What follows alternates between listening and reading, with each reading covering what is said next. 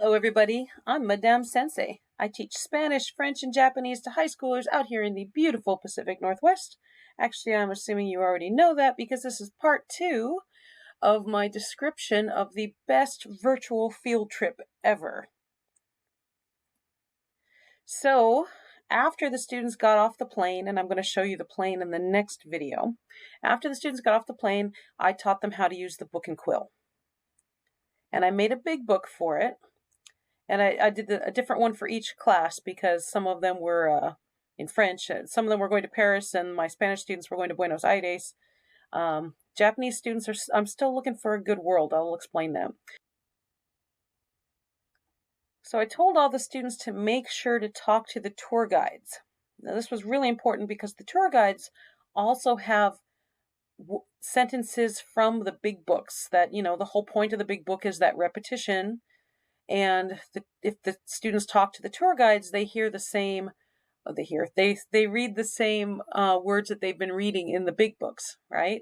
And so I also thought that by having them talk to the tour guides to get a couple of things at the beginning of the vacation, that would also prime them for, hey, you got to talk to all the tour guides because you never know when they're going to give you something. Okay, so the very first tour guide that the students come across will have the camera and the book and quill. All right, and then I told them to choose the camera and then right click to take a picture, open the book and quill, click on the pencil, and then click right here to glue your picture in.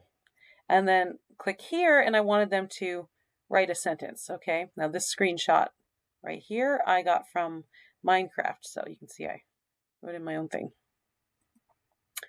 And then I told them where they needed to take pictures. They have to take a picture of the Eiffel Tower in this case. They have to take a picture of the Seine, which is clean now. They have to take a picture anywhere they want on Le Champ de Mars. They have to take a picture at l'École Militaire. They have to take a picture of Le Trocadero. Aren't these, this is so gorgeous. I gotta tell you, okay, so I was planning to build the whole world myself. And I was asking my friend Luke, hey, I'm a little off kilter here because this is tilted a little bit, and and he's like, why don't you just use the Eiffel Tower world? And I'm like, what Eiffel Tower world? Turns out he had this beautiful Eiffel Tower world because he went to some training. He lives in Belgium, and he went to some training in Paris. And so he gives me, this world is so gorgeous. And I can't, this saved me 100 million hours because I would not have built Le Trocadero like that. Yeah, it's gorgeous. But I did fill it with stuff that wasn't there. Like I put little restaurants in, and I put some other little things. So I told the students they have to take a picture anywhere they want that's interesting. And here's, I don't know, you can't see because that's in front, but whatever they thought was interesting. I don't care what it is. Just because I wanted them to explore, really. When you're all done with your whole book, click sign and close. Now, my students they know how to put their computers to French. They know how to put their computers to Spanish. But are they normally going to do that? No. And so when we play Minecraft, they don't normally have their computer in the target language, which is fine by me as long as they're speaking in the target language. So that's why my screenshots here say sign. Click to the right and click export when the book is sparkly purple, and right here export, and then I have them put it on Teams for me. So that was my explanation how to use the book and quill.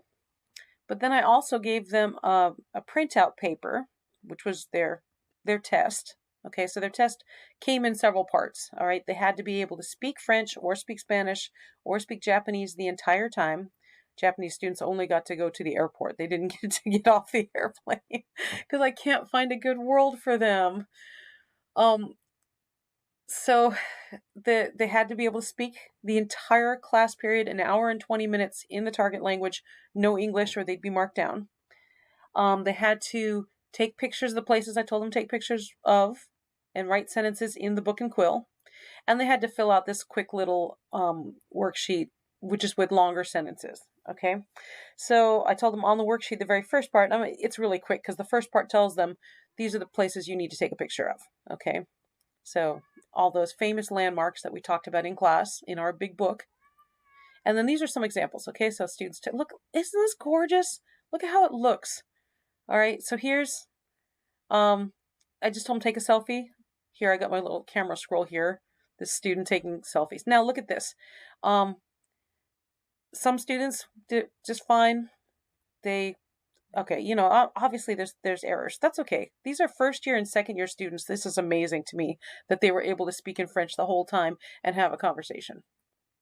All right. Now, many students, when they enabled the French keyboard, for some reason Minecraft doesn't recognize those letters. They're working on it, but just be prepared that sometimes your students are going to turn in stuff that is going to look like that. All right, so I love these little selfies they gave me. It was so great. Okay. They had to take a picture at the base of the Eiffel Tower and the top, and they had to take a picture in front of the École Militaire and the Trocadero. That's why I gave them the maps, so they could find these places, because so many people mixed them up until they looked at their map. They had to eat some food in the Eiffel Tower or in any restaurant. They went inside the Trocadero and looked at the museum. Okay, then I put a bunch of jokes around because I really wanted the students to interact with the NPCs. Okay, so the students know this movie, Monstre à Paris, Monster in Paris. And so this is Lucille, and if you come close to her, Lucille will be up there. And so for the monster, I put an iron golem, and I had to surround him with barrier blocks so that he wouldn't get away. But she's singing her song. I put La France 5 there. People, I mean, the students just loved this so much. They loved looking for all these Easter eggs. This student, I had to go back and put barrier blocks around all the Eiffel Tower so the students wouldn't do this. But this student jumped off the Eiffel Tower and took a picture while she was falling. And she wanted to say she was very talented. But it just cracks me up, okay?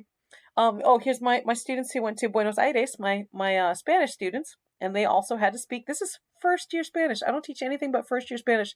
They had to speak in Spanish the whole time, and they did amazing, absolutely amazing. So I used, and I'll explain this in another episode coming up. I used the it's a build challenge for being eco-friendly, Buenos Aires, and it's absolutely gorgeous. It's in the library. I'll point it to you. I'll look up the exact name. I can't think about it right now. But they had to take a picture of El Obelisco. They had to take a picture of El Teatro Colón. What else do they have to do? Oh, some NPCs that dancing. I made a lot of tango. Okay. Yeah, so look at these great pictures they took. I like this. I am an OSHA violation in a secret restaurant. Maybe she wanted to say I'm making, and I don't know what she wanted to say, but this is great. She's using a full sentence. I'm so proud of her. First year. I put Pandy in for, because they have the Parque de los Olimpiades Juveniles.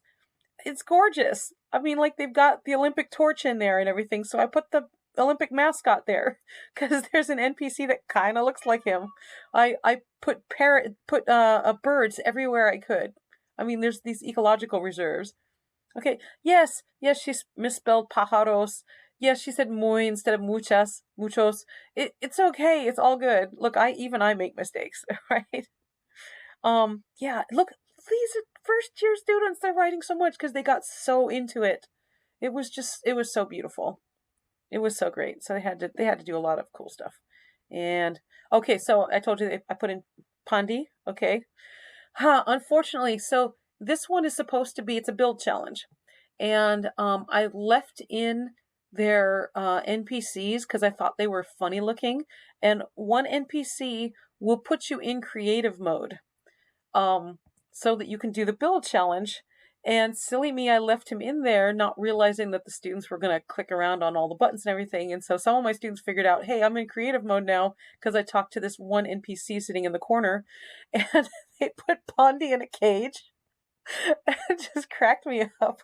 And so I had students taking pictures of it and writing sentences about how Pondy is in a cage. I love it. I don't care how they're using the language. They're using the language. It was beautiful. All right. And so that's pretty much it. All right. And I went over 10 minutes again. So next episode, I'm going to show you the airport.